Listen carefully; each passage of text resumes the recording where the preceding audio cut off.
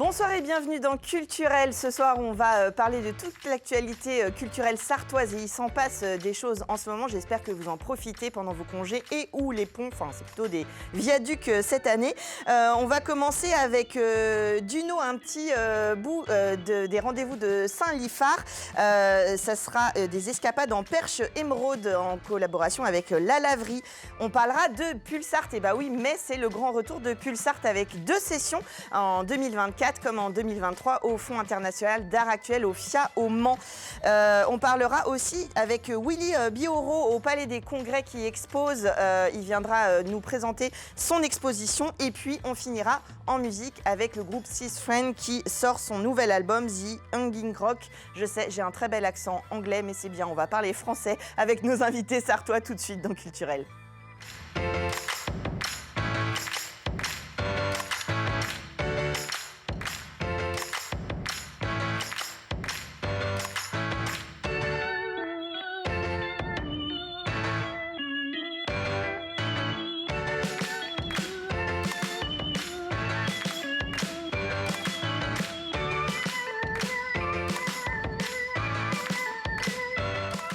Escapade en perche émeraude, un avant-goût des rendez-vous de Saint-Liphard. J'ai le plaisir de recevoir Joël Siron, maire de Duno. Bonsoir. Bonsoir. Et vous êtes venu avec Jérôme Côme. Bonsoir. Bonsoir. De la compagnie Tombée de la Lune. Vous organisez ces rendez-vous à La Ferté-Bernard. Tout à fait. Fin mai. Mais là, c'est une première, je crois. Vous faites des escapades en amont, le 5 mai à Duno, le 18 mai à Melleray. Et puis après, le festival est du 23 au 26 mai à La Ferté-Bernard. Alors, pourquoi c'est important de faire ces petites escapades dans des villages un peu autour Je pense que c'est un choix de la communauté de communes qui finance la laverie, par la laverie et les tombées de la Lune, et la Saint-Liphard. Mais le problème, c'est, je remercie déjà la communauté de communes d'avoir choisi Duno déjà, la première commune qui teste les escapades cette année, et on en est très fiers. On nous a demandé si on pouvait les recevoir. Donc pour nous, c'est de l'art de rue qu'on n'a pas l'habitude d'avoir. C'est des festivités qu'on n'a pas du tout dans nos petits villages. En plus, ça permet de faire découvrir notre village, son patrimoine, sa vie aussi locale. Oui, c'est ça, parce que c'est en partenariat, évidemment, avec les associations, les écoles de la ville. Toutes les associations vont faire participer à ce festival, et avec l'école aussi, va faire une exposition aussi de photos. Donc ça, c'est une belle aventure. Donc deux dates pour cette année. L'idée, c'est justement de diffuser un petit peu autour, pas que à La Ferté-Bernard, pour donner aussi envie de venir au festival à la fin du mois, mais d'aller vers ces publics qui sont peut-être un tout petit peu plus éloignés et qui n'ont pas l'habitude de recevoir ce type de spectacle. Oui, c'est l'occasion en fait d'aller jusqu'au bout de la communauté de communes, parce que Duno, c'est tout près de Connerré, donc on va vraiment loin. C'est peut-être pas des habitants qui viennent spécialement à La Ferté-Bernard au festival, donc c'est d'aller vers eux pour qu'eux aillent aussi vers nous.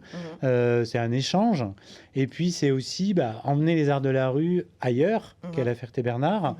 On s'est associé avec La Laverie qui, eux, avaient envie de sortir l'art contemporains, comme ils sont communautés de communes mais qui sont basés à La Ferté-Bernard, c'était l'occasion d'aller dans les petits villages pour exposer avec les écoles. Les écoles ont l'habitude de venir à La Laverie voir les expos. Oui, c'est ça. Donc c'est eux qui ont choisi les œuvres qui vont être exposées oui, le jour super. de Il y a Duno. vraiment un échange. Ouais. À Melleray aussi, puisque ce sont des élèves qui viennent souvent à La Laverie voir les expos. Donc ils ont choisi dans le fond de La Laverie des œuvres. Donc dans cette journée-là, il y a à la fois de l'art contemporain et le travail des écoles, les arts de la rue qui viennent, et nous on amène notre expertise de l'accueil de ces spectacles-là. Et puis sur place, là c'est la grande surprise, entre guillemets, puisque c'était notre première édition des escapades, c'est l'accueil des associations et des mairies qui font que ce rendez-vous-là, ils l'ont pris vraiment en main. Donc nous, on vient en appui, mais on n'est pas le seul organisateur. Oui, c'est ce que j'allais dire. En plus, Duno, c'est peut-être pas complètement par hasard. Vous avez quand même une belle activité associative. Cette notion d'ouverture et de partage, elle est déjà présente. Donc ça va dans le sens de cet accueil-là. On est une commune de 1100 habitants qui est un peu divisée par la 323. Il y a une partie qui est résidentielle près de Connerré. On a notre bourg qui domine la vallée de l'Huine. Et on a un milieu associatif qui est assez dynamique. Encore, on a 2 nouvelles associations qui viennent de se créer cette année. On n'a pas d'association sportive, mais c'est d'autres associations.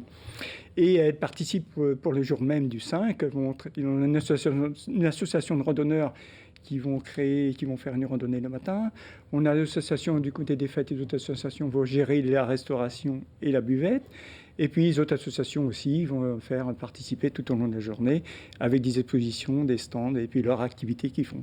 Ouais, c'est une bonne idée de partage. Et justement, la randonnée, elle est organisée par une association de Duno avec Chris et Nico qui interviennent à la laverie. Là aussi, ça permet de faire des ponts entre différentes Duno activités. a la chance d'avoir aussi des artistes chez eux, puisque Chris et Nico habitent Duno depuis très peu. Mais du coup, on s'est associé directement avec eux, la laverie aussi. Donc Chris sera là en randonnée avec des photographes de son atelier photo de la laverie et sera l'après-midi aussi, elle proposera des ateliers de cyanotype. Oui, c'est ça, c'est de l'impression photographique avec une couleur bleue un petit peu, voilà, d'où le côté cyanotype. On peut en mettre aussi un peu de plantes, tout ça, des choses comme ça. Et du coup, il y a des effets magnifiques et elle a repris évidemment des vues de Duno, du village, de la vallée.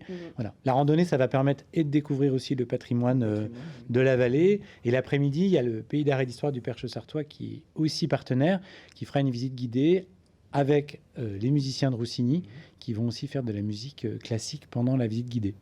Les musiciens de Roussigny qu'on recevra la semaine prochaine sur le plateau.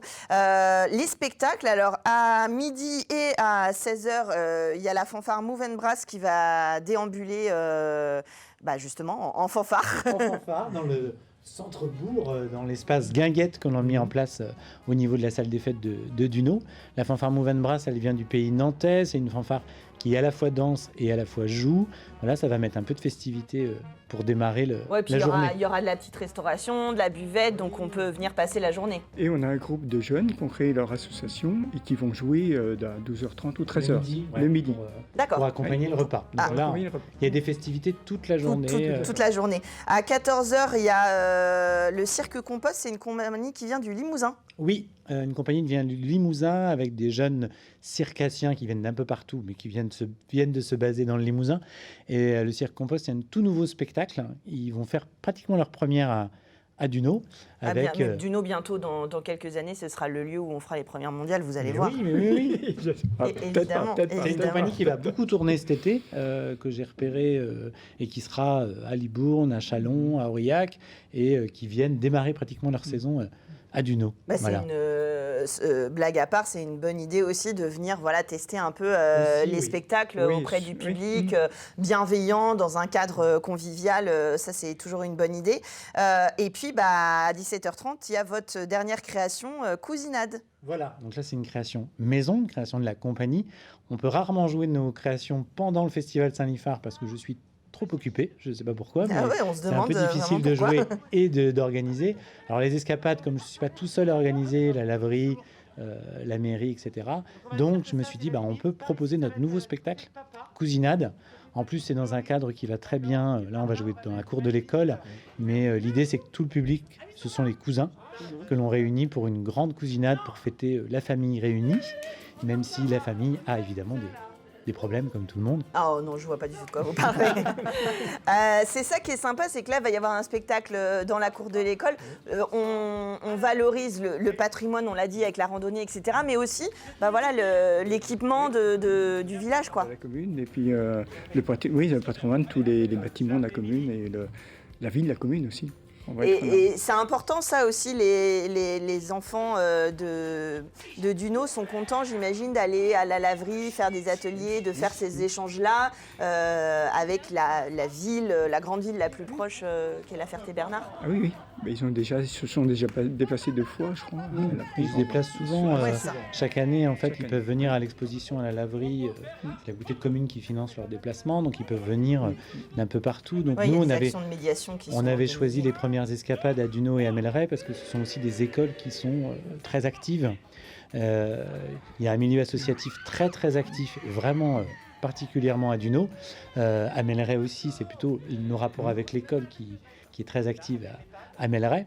Ce sont 2 communes en fait de 2 régions différentes de la communauté de communes. Oui, l'idée c'est qu'on de voulait se mettre en balader valeur. aussi Ouais. dans la communauté de communes.